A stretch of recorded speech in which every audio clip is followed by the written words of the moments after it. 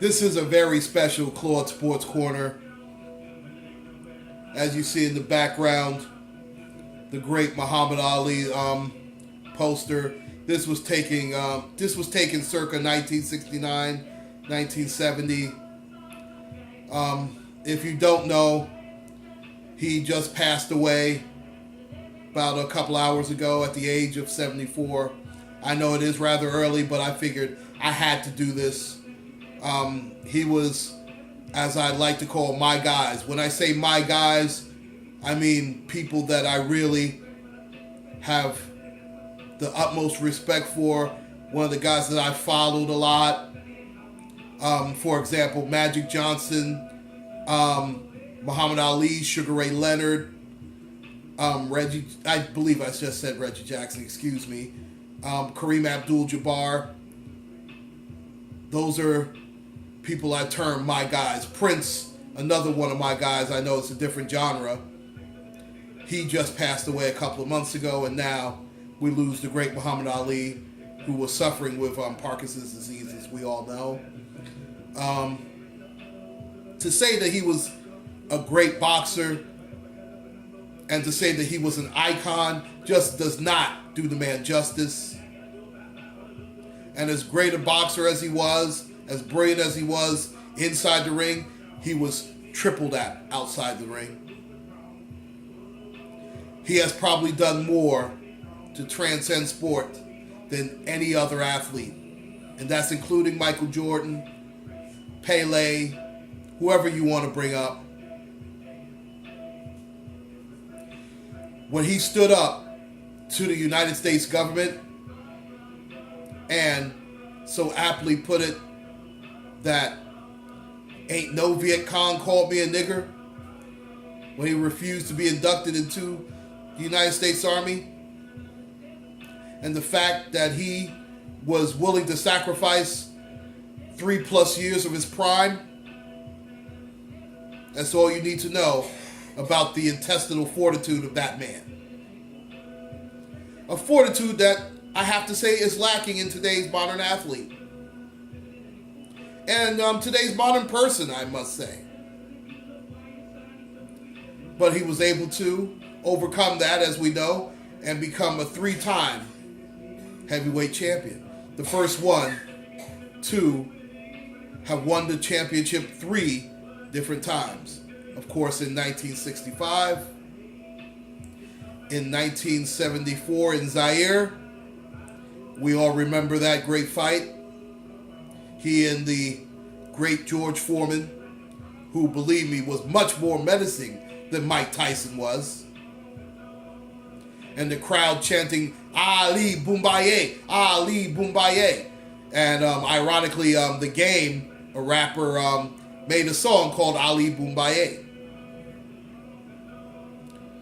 And he won it for the third and final time, regaining the heavyweight championship against Leon Spinks. We know he was past his prime then, and it wasn't a glorious victory. I mean, he won, but it wasn't exactly the most stirring of fights. But the fact that it was Muhammad Ali, we had to watch. There's no question about it. I mean, look at the list of people that he's beaten. The Floyd Pattersons, the Sonny Listons, the, God rest his soul, Smoking Joe Frazier twice, Ken Norton, Ernie Shavers, Burt Cooper. These are all boxing Hall of Famers. And he beat every one of those guys. And most of them, ironically, after he was past his prime. To show you the great level of greatness that he had. I mean, it's funny. Remember, when he beat Foreman, there were many who were actually afraid for his life when he stepped into the ring. Very similar to what Michael Spinks was against Mike Tyson. Well, we know the outcome there. I mean, he lasted, about 25 seconds? Meanwhile, the great Muhammad Ali may have had boxing's most stirring moment. And if that's not the most stirring moment, I can guarantee you there was no fight ever, and I still consider this fight the greatest fight of all time. The Thriller in Manila. That was a classic, epic fight. And I tell you what, that fight may have contributed to him getting Parkinson's disease later on in his life, because he got his brains beat in. But let me tell you, he inflicted just as much, if not more, punishment on Joe Frazier, and that's why he couldn't get up off of his stool, even though he wanted to. His trainer, his corner man, may have saved his life. And I remember that was George Benton, who was in Frazier's corner, of course, and he waved the towel, said no, and he was upset. Frazier had held that against him for a little bit, but then he even acknowledged that he may have saved my life. And we know those two were very bitter rivals. They hated each other. They had a mutual respect. But let's not make any mistake about it, they hated each other. In fact, it was Joe Frazier who taunted Muhammad Ali, said, I made him what he is today, meaning, of course, the slurred speech and the underdeveloped motor skills, in fact, the very tarnished motor skills of Muhammad Ali while he was suffering with that horrible and wretched disease. But let's make no mistake about it, Ali was still great, whether he was able to function as he did prior to that or not. Remember, he also legislated the release of the hostages. He took it upon himself to go to Iran to see the Ayatollah Khomeini and got those hostages free. In fact, it was him along with the Reverend Messie Jesse Jackson that did that. That was, I believe, in 1990.